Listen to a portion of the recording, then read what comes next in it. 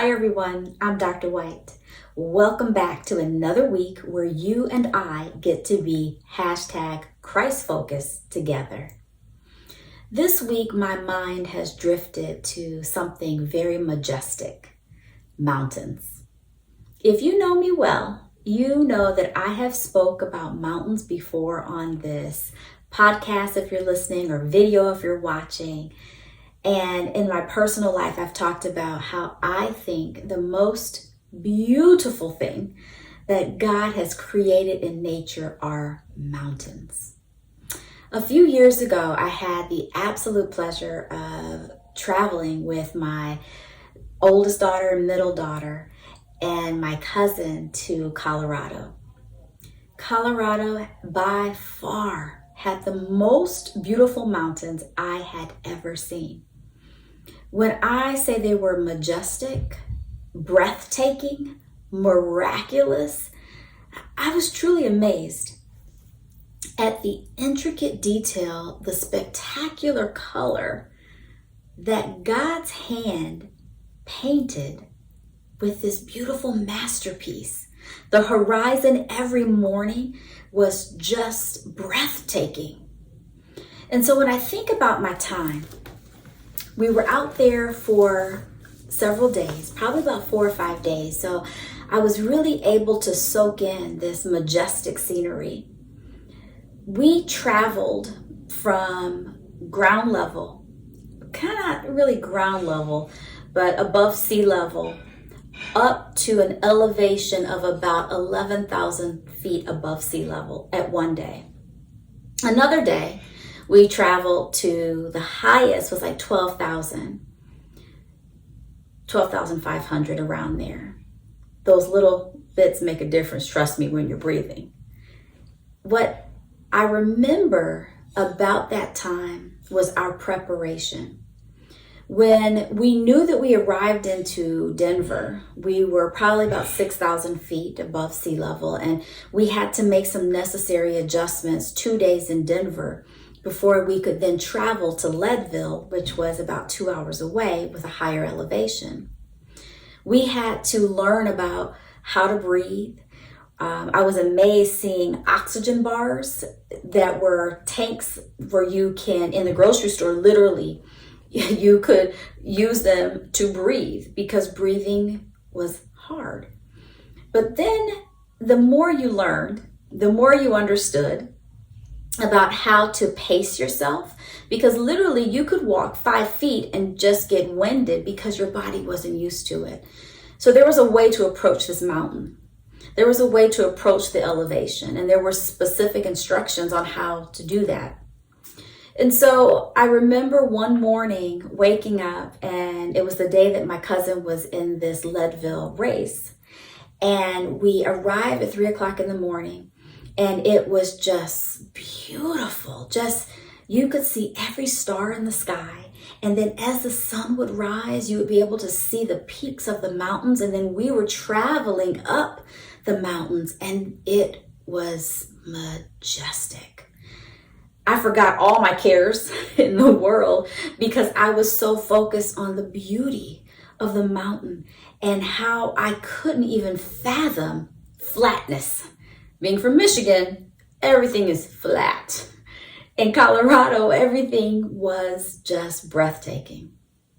So as I kind of reminisced this week about that, I started thinking about the Lord who created the mountains, but the Lord in his instructions on how to even approach him as a majestic God, as a holy God, as one who is to be reverenced. And the reason, kind of coming full circle as to why I was even thinking about this, is because I'm still parked in the book of Leviticus. Who would know that a year later, I think it's been, that I'm still starting this book over, learning more, gleaning more. Don't think it's been that long, but it feels like it.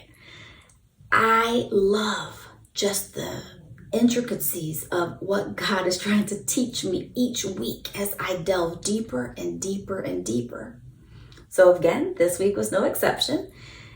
As I focused on the patterns that he gave the people, there is a prescription that God gives in order to approach him. The offerings in chapters 1 through 7 of Leviticus, all the different offerings, the burnt offering, the guilt offering, the sin offering, the grain offering, were taught by means to how to approach a holy God. So you wonder where that came from, talking about mountains. I traveled back to Exodus chapter 19. That whole chapter deals with the Lord setting boundaries with Mount Sinai.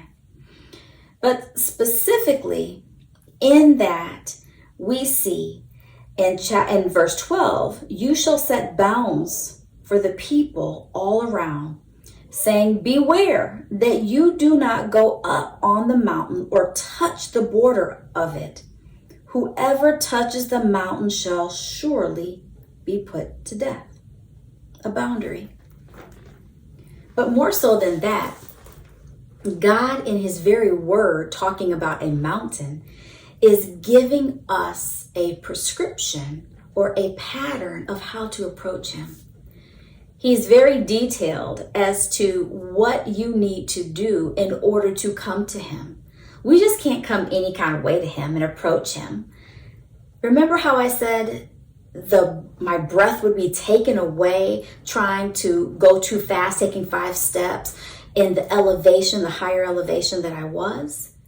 There were prescriptive things that I had to do to become acclimated because of the majestic nature of what was in front of me. Whew, don't you know the same is the true in your walk right now? There are certain things that you need to do, certain ways that you need to walk, certain ways that you need to talk, certain prescriptive things that you need to do to even be able to approach a majestic and holy God. We should be in awe when we come into his presence, just like that mountain. God's very presence should take your breath away, just like that mountain. We can't come to God just any kind of way. He tells us in his word. Now, I just read one verse, and you know me. I don't like just to read one verse. We know we have to learn the whole context, so that's your homework. Go back, and I want you to understand what chapter 19 in Exodus is talking about so that you can rightly divide the word for yourself and understand the biblical principle and then the application. We cannot just come to God any kind of way. He is a holy God, and a holy God deserves to be approached in the manner that he has told us to approach him. Just like that mountain that is forever burned in my memory of being majestic, of being just awe-inspiring. My God is bigger than that mountain. My God created that mountain. And so I know that he's bigger than that mountain because he created it. And because he did, he deserves more awe than a mountain. He, as the creator, deserves more than the created. I absolutely am in awe when I interact with the pages. I never want to interact with the pages and it is ordinary. So my charge to you, have you had a mountain experience with God? Have you read his word and just walked away in awe, breathless, amazed about his character and who he is? Because truly, you shouldn't be able to just pick up the Bible and read it and leave the same way that you encountered it. There should be some transformation that's happening, a new understanding, an elevated, like the elevation, an elevated understanding of who God is. Don't approach him just any kind of way, because he truly is not ordinary, but he's extraordinary. Go right now, find your Bible, open it, find your mountain, experience him, learn how to approach him as a holy, holy, holy God. Until next time.